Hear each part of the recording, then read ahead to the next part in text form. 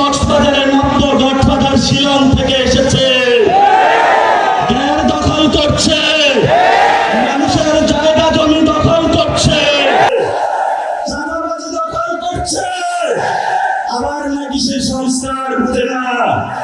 নাম না বললাম, কক্সবাজারের জনতা এই ধরনের সংস্কার বিরোধী যে পিয়ার বুঝে না, রাজপথে তাদেরকে ঢুকিয়ে দিবে ইনশাআল্লাহ।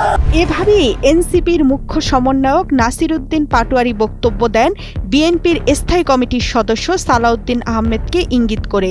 তার এই বক্তব্যকে কেন্দ্র করে কক্সবাজার শহর সহ কয়েকটি উপজেলায় বিএনপি নেতাকর্মীরা ক্ষোভে ফেটে পড়লে এনসিপির একাধিক কর্মসূচি ভণ্ডুল হয়ে যায়। চকরিয়ায় ভাঙচুর করা হয় এনসিপির অস্থায়ী মঞ্চ। 19 জুলাই দুপুরে কক্সবাজারের লাল দিঘির পাড়ে এক সমাবেশে এনসিপির মুখ্য সমন্বয়ক নাসির উদ্দিন পাটোয়ারি বিএনপি নেতাকে উদ্দেশ্য করে ওই বক্তব্য রাখেন।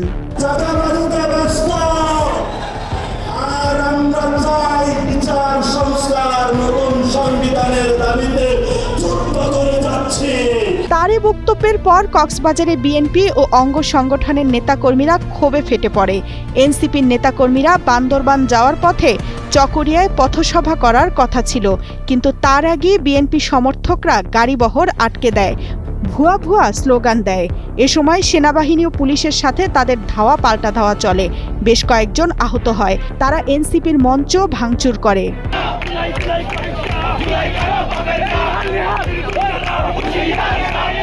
চকরিয়ায় অস্থায়ী মঞ্চ ভাঙচুরের কারণে সেই এলাকায় এনসিপির 2টি পথসভা বাতিল করা হয়। এছাড়া ঈদগাঁও উপজেলায়ও সমাবেশ স্থগিত করা হয়।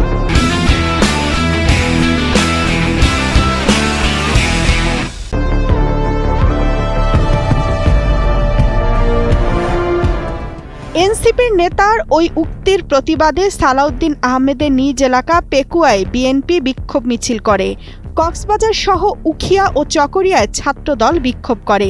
উখিয়া বিএনপির পক্ষ থেকে নাসির উদ্দিন পাটোয়ারিকে তার বক্তব্যের জন্য ক্ষমা চাইতে বলা হয়। শ্রীলং ফেরত বিএনপি নেতা পিয়ার বোঝেন না, এমন অভিযোগও ছিল এনসিপি নেতা পাটোয়ারির বক্তব্যে। প্রসঙ্গটি টেনে বিএনপির স্থায়ী কমিটির সদস্য সালাউদ্দিন আহমেদ পৃথক এক অনুষ্ঠানে বলেছেন, সবাই শুধু পিয়ার পদ্ধতি আর বিভিন্ন দাবি দাওয়া করছে। সোহরাওয়ার্দী উদ্যানকে নির্বাচনী এলাকা করা হলে তারা একটা সিট পাবে। সোহরাওয়ার্দী উদ্যানকে একটা নির্বাচনী এলাকা ঘোষণা করা হয়, একটা পেতে পারে। তো এখন তাদের যাদের এই অবস্থা, তারা পিয়ার নিয়ে মহাব্যস্ত। 5ই আগস্টের আগে আমরা সব এক ছিলাম, 5ই আগস্টের পরে সবাই সেপারেট হয়ে গেছে।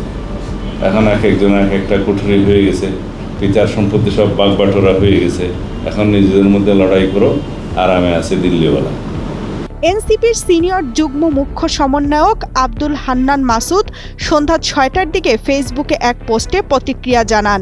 তিনি অভিযোগ করেন, চকরিয়ায় জাতীয় নাগরিক পার্টির গাড়িবহর আটকে রেখেছে বিএনপির লোকজন। তারা গাড়িবহর আটকে বিএনপির স্থায়ী কমিটির একজন সদস্যের নামে স্লোগান দিচ্ছেন। লোহাগড়ায় ব্যানার ফেস্টুন ছিঁড়ে ফেলেছে। যেমন লীগ গত 16 বছর ধরে করেছে, ঠিক তেমনি আপনারাও করছেন।